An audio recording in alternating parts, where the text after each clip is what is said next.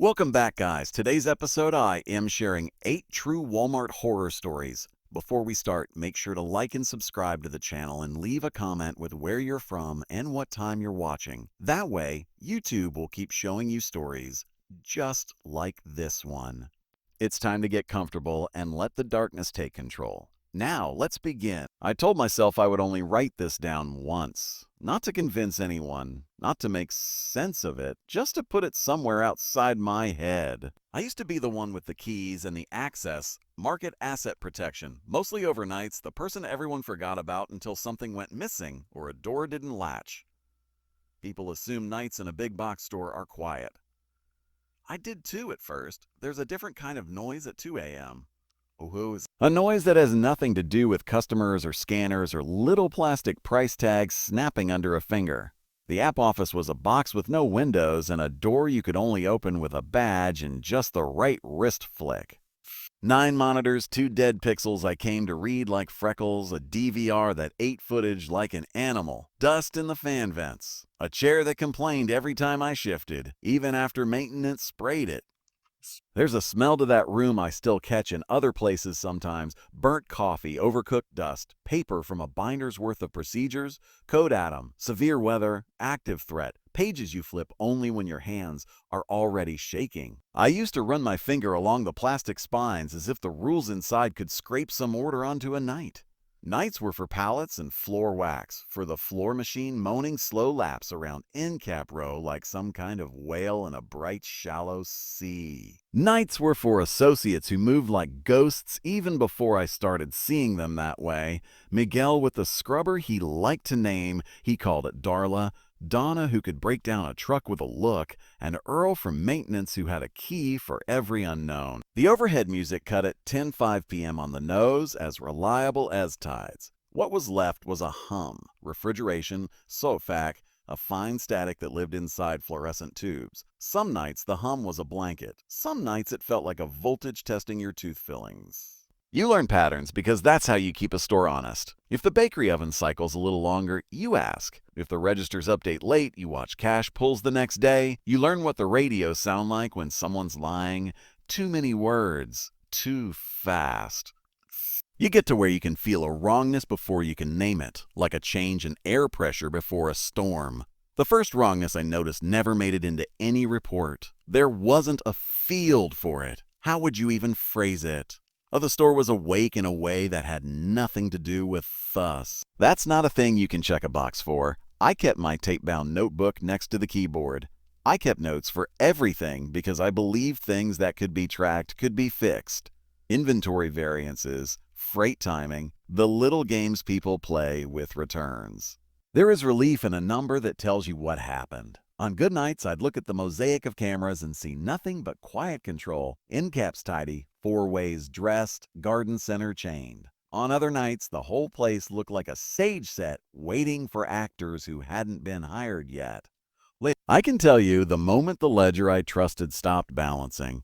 I can tell you the exact time because I wrote it down before I understood what I was writing. In the kind of night where even the radio chatter thins to a thread, where a scratch from the ceiling tile sounds like a confession, a sound cut through a silence I thought I knew. The page tone, those 4 shy notes that always precede a voice, rose clear and saw through speakers that were supposed to be dead. I looked at the clock on the monitor out of habit. 3:17 a.m. I had no reason to remember that. I do. I shouldn't have been able to hear it. We shut down paging at close. We lock the handsets in customer service. If there is a signal after hours, it's a dead whisper of static, something you can blame on weather or wiring. Not this. Not that tone that says you are about to be told a thing that matters. And then the strangest part, a breath in the speakers, a human weight in the quiet, like someone had leaned toward a mic, and just a shredded edge of a word, never enough to make a meaning. I looked at the handset drawer key on my ring, felt its teeth through my pocket. There's a rhythm to these nights. You hear a sound, you get up, you go toward it because it's your job to find an explanation.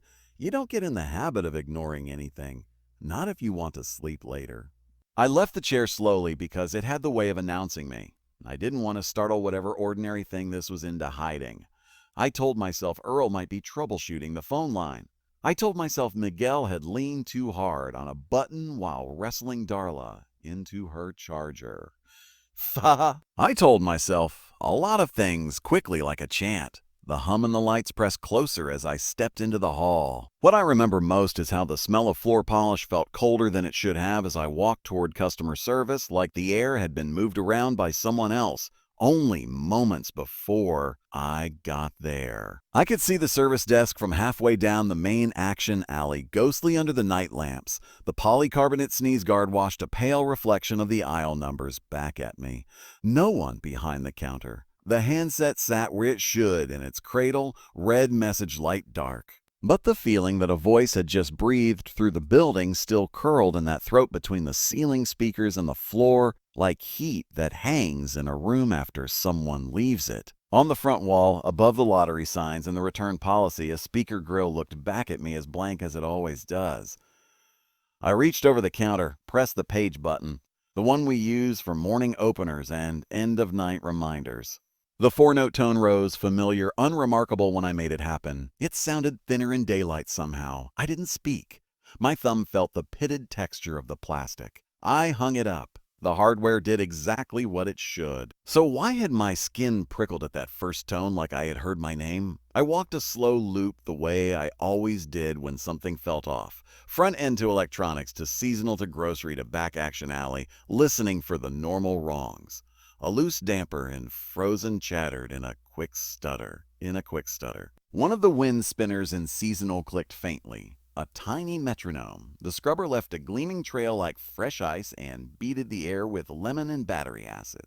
The radio at my hip hissed once, a short sizzle like someone had barely brushed the talk button, and then behaved itself. Donna's voice came through a minute later, telling me she was breaking the GM crew for lunch. The tone of her words was the same as it had been every night that week, which should have calmed me. My shoulders didn't get the message. At aisle 17, I stopped because something in me made me. It's a stupid thing to notice and the exact kind of detail people roll their eyes over when you tell stories later. The clip strip along the dryer sheets was twisting very slowly, tag holes squeaking against pegboard. The plastic tabs taking turns catching and letting go. There was no air here, no fan, no inventory movement. It was not dramatic. It was just wrong in a quiet way that made the wrongness feel like it was looking at me rather than the other way around. When I came back out into the main run, I saw the thing I still can't decide if I invented. On the far end, just where the light from receiving refuses to cross that gap into sales floor, the edge of a gray coat sleeve slipped out of sight against a support column. It didn't startle me because it was so ordinary, like any associate cutting through. I said, "Hey," not loud, the way you say it when you don't want someone to realize you're startled. No answer. 2 more steps. Nothing. No footfalls fading away. Just the hum returning to fill the space in my hearing where I'd made room for a response. I told myself I had spooked a vendor who shouldn't have been inside. I told myself I was chasing a reflection of my own shirt. I told myself lots of things, and underneath all of them, something patient waited for me to run out of talk. The edge of the gray sleeve is all I saw, and if I stand exactly where I stood that night, even now, and look toward that post, it's easy enough to imagine that the metal wrap might have caught the light in just the right way, that my eyes did what eyes do and completed a shape they wanted to see. I kept walking. At customer service again, closer this time, I noticed something I didn't at first. The rolling chair behind the counter was turned an inch to the left, not toward the register, but toward the handset. I only noticed because Donna leaves it dead straight every night, like the start of a shift inspection. There was also a faint warmth in the handset plastic when I picked it up, like the way a phone feels after you hold it, between your cheek and your shoulder while you work. Plastic doesn't keep heat for long, not under the night lamps, not in the draft that seemed to drift down from the front doors even when they're locked.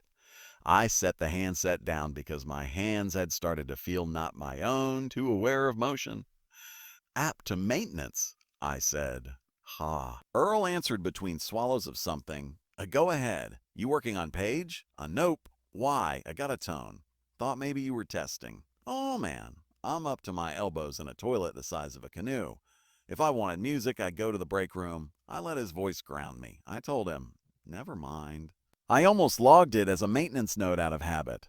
The word atone in my notebook next to useless details. Aisle numbers, temps, a coil of wire left on freight. Wouldn't tell me anything later. I knew that even as I wrote it.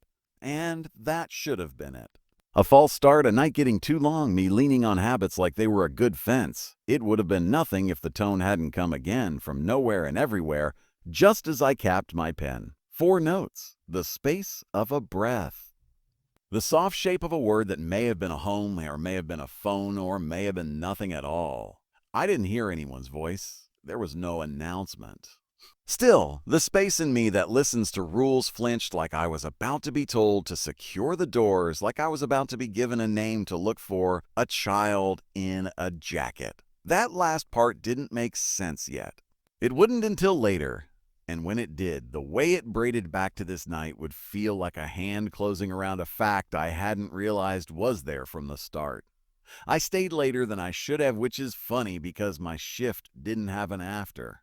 Nights slide into mornings the way a slow turn becomes a circle. Still, there's a time you're supposed to let the lights wake up the building and hand things off with a list and a shrug. I was still in the office when the openers came in, the DVR whirring to itself, the monitors doing that tiny brightness shift as the store's day lighting kicked. I had replayed the interval between 3:15 and 3:20 a.m. half a dozen times, eyes scanning for the thing my ears had heard.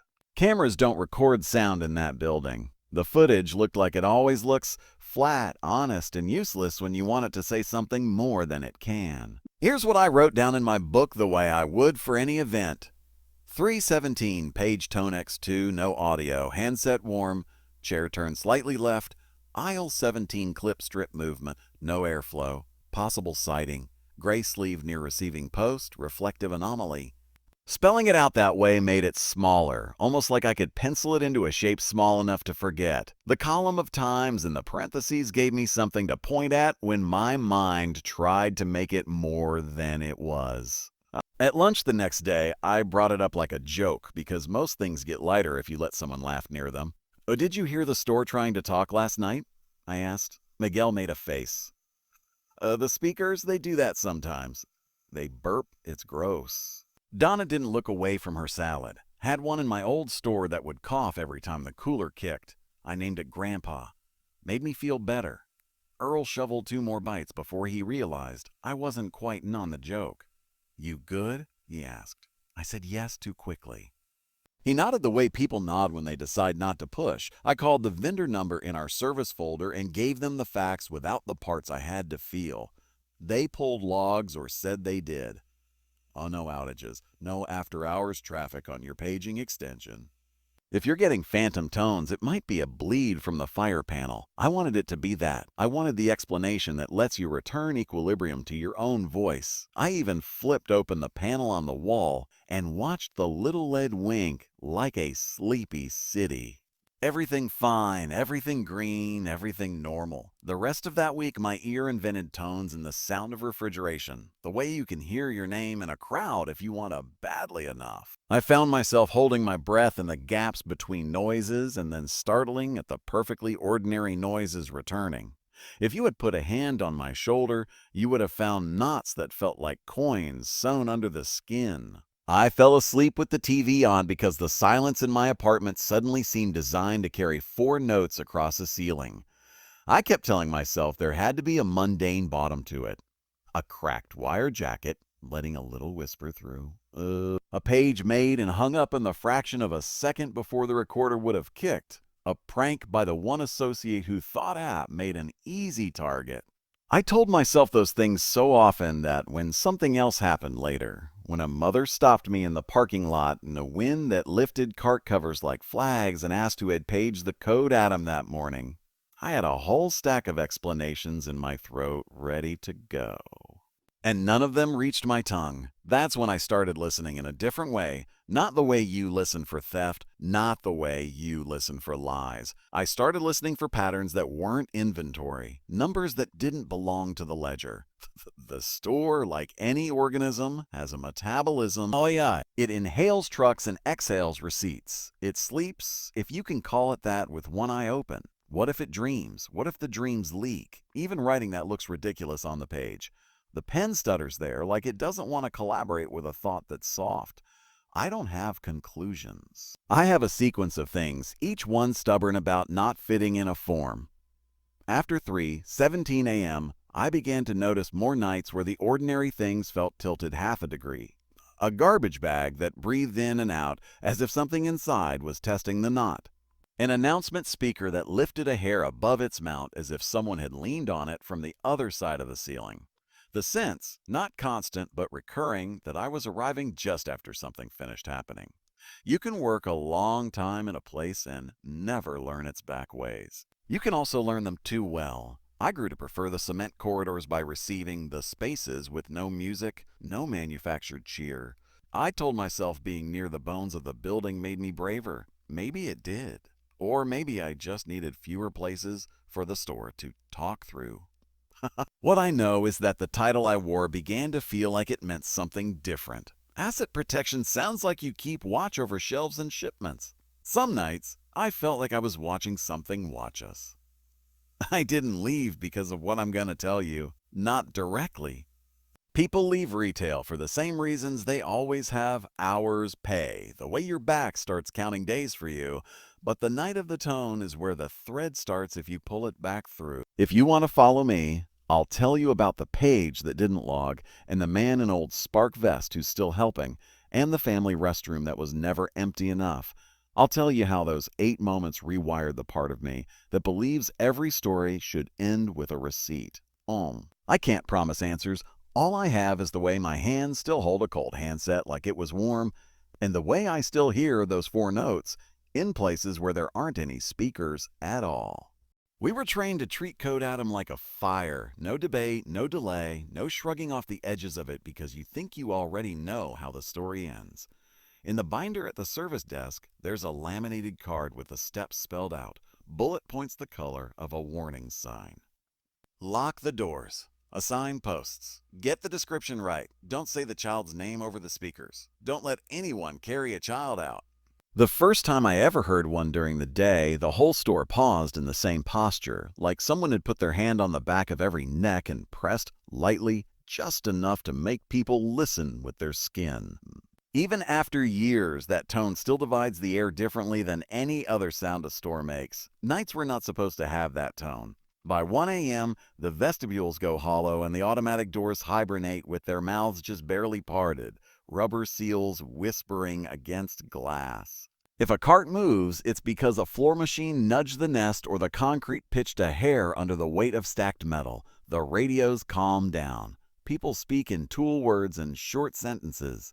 The smells are predictable: lemon cleaner, cut cardboard, the sweet from bakery that leaks even through closed doors when the proofer cycles. I had a circuit I walked when the hum inside the lights felt like it held a question. Check the exits, check the backroom doors, peek down the long aisle that always looks like a runway, step into that service desk peninsula that catches every draft from the front end. The week after the tone that wasn't a page, 3:17 a.m., the 4 notes with no voice. My body started marking that minute the way you mark a bruise. I would look up at the DVR clock without meaning to. I would glance at the handset cradle even if I just checked it 2 minutes before. When the hour turned, I made myself do something practical so I wouldn't sit there waiting for a sound. That night it was paperwork. Returns with no receipts, exceptions for a vendor who always bumped his totals up 2% to see if anyone would notice. The chair complained every time I leaned forward, and I let it, because it filled the little silences between pen strokes. Donna had the GM crew breaking down a pallet of air fryers in the middle of the main run. Miguel was fighting Darla's charger again, coaxing the lead in with a patience I've never had for any inanimate thing. Earl had vanished to the back, muttering about insult to plumbing and decency into his coffee. The radios were on my shoulders, one ear kinda numb from the pressure of the earpiece. If you'd walked in then, all you would have seen was a big, bright place in good hands, the kind of calm that makes you think there is no room inside it for unusual things. I don't know why I noticed the temperature shift before the sound. A thin thread of colder air slid along the floor from the vestibule, the kind you get when someone steps in from outside and the building adjusts itself, around the intrusion. I told myself the heat had cycled. I told myself a vent had finally come loose from whatever quiet resentment it held and turned its face. I stood up anyway. That's what we get paid for if you strip the job of all its manuals. You get up, you go toward the thing, so that later you can say you did.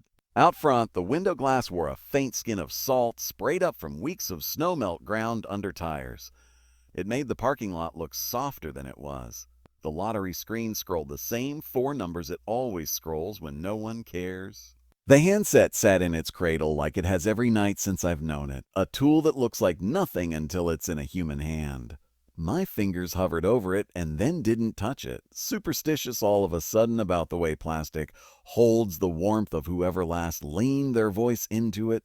The 4 notes rose before I reached the counter, the same shy scale, the same small descent that tells you, listen now. There's a second between those notes and the first word that would feel like nothing if you weren't waiting inside it. This time, the space filled with a breath that had direction, like a person's shoulder turning as they face a room. A code atom, the voice said, calm, clipped. The syllables felt like something that had been practiced. My hand went for the radio with a motion that didn't feel like mine. It's strange what memory does inside your muscles, how a protocol moves you before a thought does. The voice went on, and I knew in the middle of my own reactions that there was no one behind that counter. That fact and the words met in me like 2 cars cresting a hill at the same time. The code atom at the front, the voice said. The missing child, female, approximately 5 years old. Blue puffer jacket, light-up sneakers, purple hearts. A clean rewrite of the card in the binder, but not read like a card, read like a person who had done this more than once. A last seen near Seasonal, Candles, and Dacre. Associates secure all exterior doors and monitor points of egress. Do not allow any child to be carried out. App, please contact 118. The words moved through the building as if the speakers were not just speakers, but mouths that knew the store. The sound had the slightly tinny pinch of our overheads, sure, but under it there was a timbre I can only describe as ordinary kindness, the kind nurses have when they explain a thing without layers on top. I pushed the radio button so hard my thumb hurt. To all, we are in a code atom. We are in a code atom. Secure doors, Donna, post-it garden, Miguel, receiving. Earl, front vestibule, copy, Donna. On it, Miguel, already catching the drift in his feet. Receiving overhead locked, side roll up down. He sounded out of breath, which meant he'd been moving before I asked him. Earl, a vestibule's a meat locker, but I'll stand here and freeze if it makes you happy. Happy's not the goal, I said, voice steady in a way I didn't feel. Check bathrooms. Check fitting rooms. I'd felt ridiculous to say that in the middle of the night, but the card doesn't care about times. Procedures don't arrange themselves around what seems likely. You do the steps because doing them covers the weird edges you might not imagine. The voice repeated the description as if to give it more weight. A blue puffer jacket, purple light-up sneakers with hearts. There was a tiny scrape in the audio between a purple and a light, like someone adjusting a paper in their hand. Hair in 2 braids, the voice added, a black leggings with small silver stars. The detail tightened something in me. Whoever was paging was looking at a child then.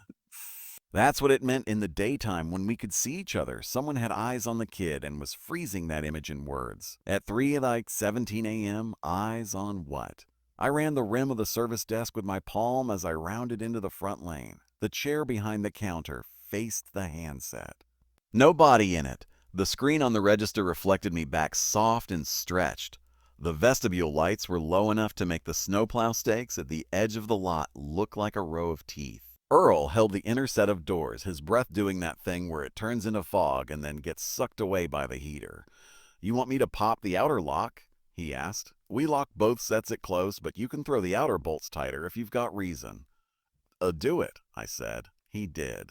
He did. The deadbolts threw with a clack I've always loved. It feels like drawing a line. Miguel radioed, receiving man door secure. Overhead seals seated. No movement on the lot camera. I flicked a cam 8 out of habit and saw what I always see at that hour. A yellow rectangle of sodium light and the empty mouth of the trailer dock yawning at nothing. Donna's voice came thin from the garden center. E-chains on. I hate it out here when the chimes move. They're not moving now. That was her way of telling me she was fighting her own imagination, too. I took bathrooms. Family first because it sits right off to the side where the front end feels like it's trying to decide if it's part of the store or part of the outside. The occupied sign showed red. That happens sometimes when the lock slips back just enough to lie. I keyed the door. The fan pushed warm air out at me like a living thing. It felt recently warmed, someone having stood in the tiny room moving the air around with quiet human intention. Paper towels were stacked too neatly in the bin, edges aligned like the person who used them wanted to give me a clue about the kind of person they were. I knocked on the stall door anyway, the old habit of letting people not be startled even when no one's supposed to be there. The echo hit me in the right ear and then took a full breath to come back from the tile. No feet under the partition. The voice came again as I stood there with my key still in the lock. A blue puffer, purple light-up sneakers. It wasn't new information. It was like the system needed to be sure we understood, and then for good measure it gave the world back to itself in the smallest details it could. The words took on that strange quality of repetition where they start to meaning break. Light up, sneakers. The parts didn't add back together to make a child. We swept like it was 2 p.m. End cap row, seasonal, toys. My eye snagged on a unicorn patch on a jacket sleeve, but it was the wrong color, navy instead of blue, and it hung slack on a rack. The clip strip at aisle 17 wasn't moving anymore. In the convex dome mirror over full chemicals, I saw my own head and shoulders, and for a half second, the round suggestion of someone shorter behind me. When I turned, there was just the straight, indifferent aisle with its lined-up bleach and the cold breath of it. Anything? I asked into the radio, a zipper of static from somewhere near the back, not quite a voice. Donna, no. Miguel, no. Earl. And I counted doors out loud. Front inner, front outer, garden gate, receiving man door, receiving overhead, and every lock answered back the way steel does, with the same voice every time. Apt to service, I said, as if a day shift person might materialize and tell me they were practicing. The handset blinked at me, its red light still dead. The page tone did not sound again. The voice did not say a cancel, which is the word we use when we found a child and we want the building to exhale. The building did not exhale. It held the air in it and waited. We never got a cancel. He canceled. After 10 minutes, I made my own. Not over the speakers. Just in my head, a soft enough voice that I could believe policy hadn't been broken and still guide everyone back to their tasks. Clear, I said into the radio. Hi, we're clear. The word felt too simple coming out of my mouth, but people need an ending even if you have to make a small one up. I logged it like I was writing a report for someone who'd be skeptical and fair. 3:17 a.m. Code Adam Page. Heard store-wide. Description given. Female, approx. 5YO, blue puffer jacket, black leggings with star print, hair in 2 braids, purple light-up sneakers with heart motif. Last seen, seasonal, candles digger. Actions taken, exterior doors secured, receiving garden vestibule manned, restrooms checked, fitting rooms empty. Results, no guests found, no child reported missing, no page a cancel announced. Notes, page handset remained in cradle. No associates at service desk at time of page. I added, on the line I usually reserve for unusual behavior, that the family restroom air felt recently moved, that paper towels had been squared as if by intention. Then I closed the book and told myself the details would feel embarrassing to me by lunch, the way a dream does when it follows you into eggs and coffee. The vendor laughed in the way people do when they're trying not to convey that you're the 4th person this week to call about a ghost in their machinery. We don't have store-to-store paging, he said. If you're thinking bleed from next door, no. If you're thinking a timer kicked a test message, we don't time test messages, and yours wouldn't be a code, Adam, if we did. Your unit shows no activity after close. He emailed me a log full of zeros, neat in their own way, a perfect absence documented to the minute. Our own phone records showed nothing outgoing on that extension. I played the what if game hard enough to make my jaw tight. What if some associate we didn't know about had a key? What if someone had been in the office with a personal radio? What if we were hearing a recording someone had hidden in the ceiling for a prank? Each hypothesis fell apart in the details. None of them explained the way the description clarified on the second pass, as if the person speaking had taken a second to really see the small stars on the leggings. I let it go the way you let a knot sit in your pocket. You get on with your hands, but the knot's there if your fingers need something to press against. All week, I tripped on children's shoes and apparel and found myself clicking the soles with my nail, waiting for the tiny lead to wink at me as if to confirm that a thing could be bright all by itself, no child required. The shoe aisle blinked back in little islands of color when you jostled anything. I stood too long by a rack of puffers without admitting that's what I was doing, watching the foam-filled sleeves sigh against one another when the air conditioner started a cycle. I told maybe 2 people and watched myself not say the important parts. We had a weird page, I said. A could-be crosstalk from a fire panel. Earl told me about a hospital he'd worked in that had a perpetual cough in one wing's intercom.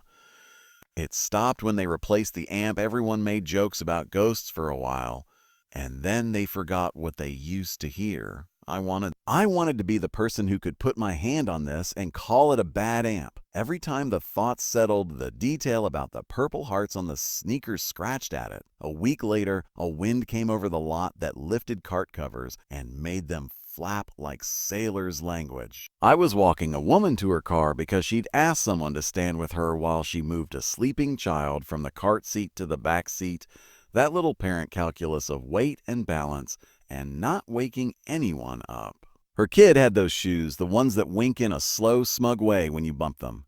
The puffer was blue, the inexpensive kind that crinkles when you fold it. Without thinking, I said, "Cute shoes." I said it the way you say it when you mean, "I know those lights." She smiled the tired smile of someone who is both fine and not fine at all. "She won't take them off," she said, "or she'd sleep in them if I let her." Then, without me feeding her even a hint, she said, "You ever notice how it's always a blue jacket in those pages?"